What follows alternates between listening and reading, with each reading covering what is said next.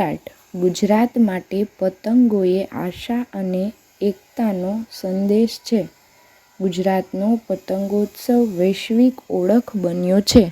તાજેતરમાં આંતરરાષ્ટ્રીય પતંગ મહોત્સવમાં પતંગોએ આકાશમાં ઉડાન ભરી ત્યારે માત્ર દોરા સાથે બંધાયેલા પતંગો નહીં, પરંતુ બે મહાન રાષ્ટ્રોની મિત્રતા પણ નવી ઊંચાઈએ પહોંચી. વડાપ્રધાન શ્રી નરેન્દ્રભાઈ મોદીએ અમદાવાદના સાબરમતી રિવરફ્રન્ટ ખાતેથી આંતરરાષ્ટ્રીય પતંગ મહોત્સવ IKF 2026નો ભવ્ય શુભારંભ કર્યો અને આ ઐતિહાસિક ક્ષણના સાક્ષી બન્યા.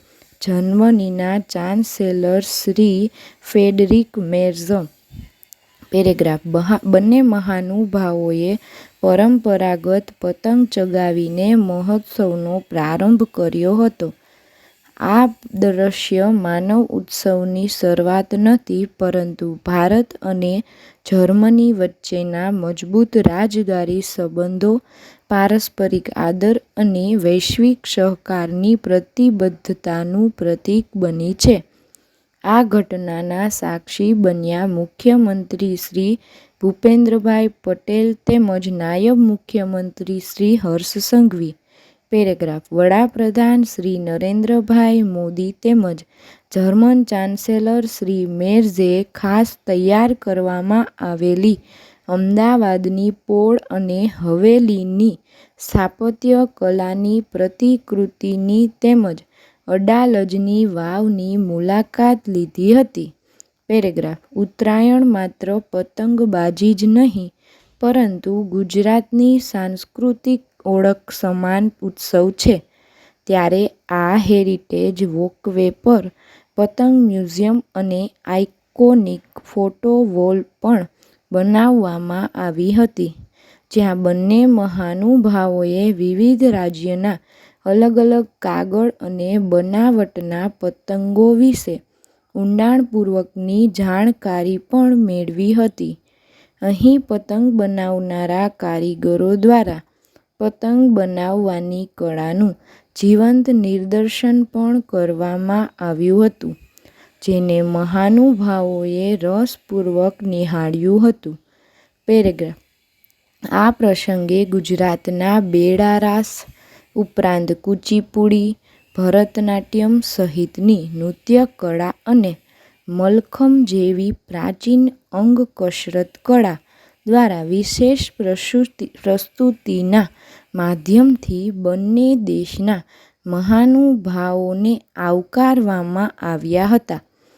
તદુપરાંત ગુજરાત રાજસ્થાનના કુલ 108 જેટલા કલાકારો દ્વારા આ પ્રસંગે સિતાર, સારંગી, વાયોલિન, મેન્ડોલિન, હાર્મોનિયમ, બંસરી, ઢોલક, તબલા, મૃદંગ સહિતના વિવિધ વાદ્યો દ્વારા વંદે માતરમ, વૈષ્ણવજન તેમજ જર્મન ધૂન વગાડીને ભારત અને જર્મનીની મિત્રતાની પ્રતીતિ કરવામાં આવી હતી.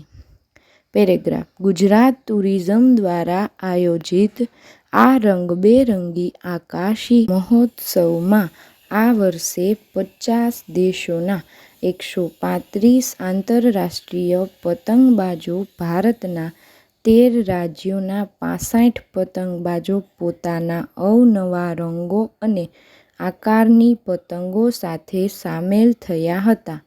આ જ પ્રકારે ગુજરાતના 16 જિલ્લાઓમાંથી 871 પતંગબાજો પણ ઉપસ્થિત રહીને કલાનું પ્રદર્શન કર્યું હતું.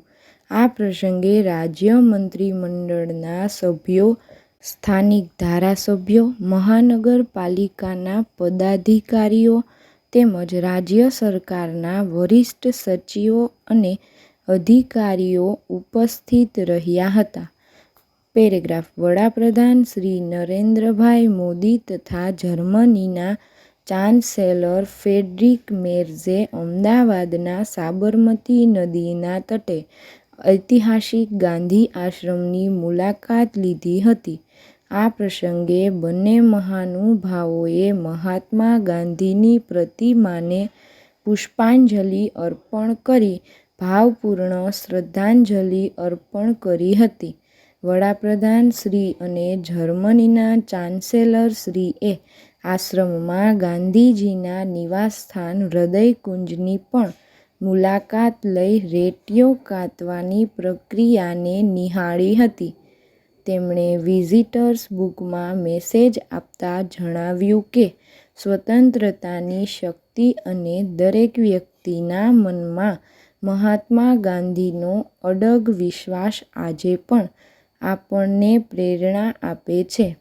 આ માનવીય વારસો ભારત અને જર્મનીના લોકોને મિત્રતા દ્વારા એક સાથે જોડે છે.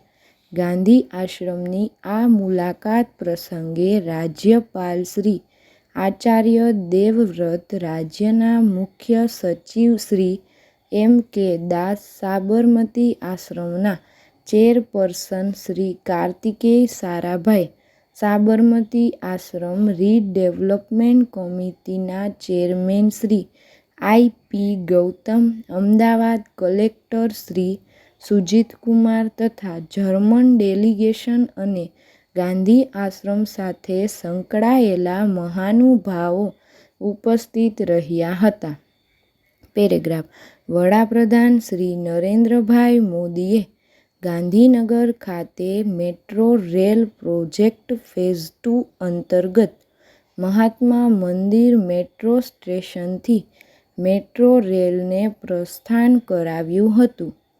આ પ્રોજેક્ટ અન્વયે મહાત્મા મંદિર સેક્ટર 24, સેક્ટર 16, જૂના સચિવાલય, અક્ષરધામ સચિવાલય અને સેક્ટર 10A એમ કુલ 7 મેટ્રો રેલ સ્ટેશનનું ઉદ્ઘાટન થવાથી 7.8 કિમી લાંબો રસ્તો હવે જાહેર જનતા માટે ખુલ્લો મૂક્યો છે. પેરેગ્રાફ. દરરોજ અમદાવાદથી ગાંધીનગર અનેક મુસાફરો નોકરી, ધંધા તેમજ અભ્યાસ માટે આવન-જાવન કરતા હોય છે.